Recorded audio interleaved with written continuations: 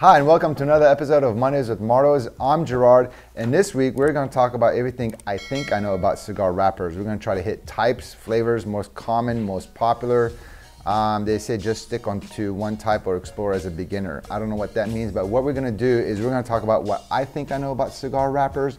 One of the things that I have learned is that Ecuador, I was looking at this little dried up leaf I have here, but before I even get to this little prop here, I heard the country of Ecuador focuses a lot on making cigar wrappers. There's a big difference between growing cigar tobacco for wrapper use, and then you have your filler and your binder. When it comes to wrapper use, it's a lot more of a delicate process. You need to like caress it, sing to it, you know, like dance around it and play all kinds of beautiful music. Just kidding, but it is a lot more of a delicate process. One of the ways to identify if a leaf is going to be used for wrapper or not is when you look at the leaf as a whole, you look at the distance between the veins. So for instance, this one, the veins are maybe barely about an inch apart. And that tells me that the distance is not great enough to be used as a wrapper. Reason being is because if I were to use this leaf as a wrapper, it's gonna have too much veins on it. So therefore it's not gonna be as pliable, it's not gonna be as pretty, and it's just not meant to be used as a wrapper. So when I look at a leaf and if I see the distance between the veins pretty distant, that lets me know that this leaf is used as a wrapper.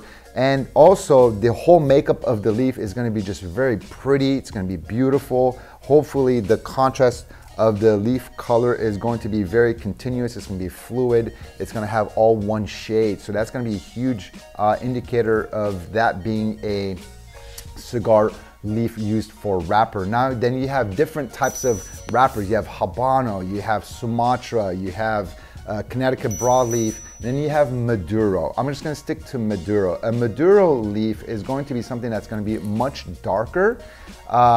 Naturally, Maduro leaves used for wrapper is going to be very blotchy. The reason why it's getting blotchy is because that leaf is being aged.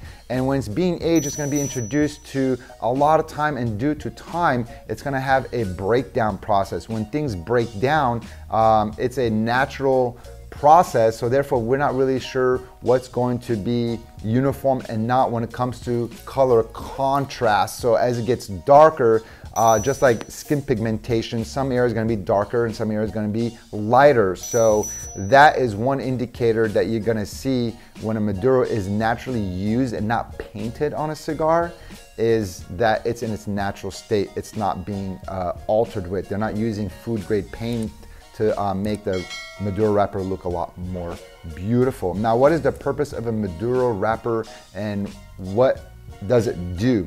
The starch is turning into a sugar. So as the darker the Maduro wrapper is getting, the more ability of the sweetness to be pronounced because the starch is being processed into sugar. And you want to use this very sweet Maduro wrapper on a cigar blend that's very strong, so you can tame it down, bring it down a notch a little bit to present some sweetness to it. So that is what I know up to this point in my career about cigar wrapper leaves. Other than that, I will see you guys next week. Remember to follow us on Instagram, like us on Facebook. Tell me what you think about this video in the comments, and tell your friends to subscribe to our YouTube channel. Peace out.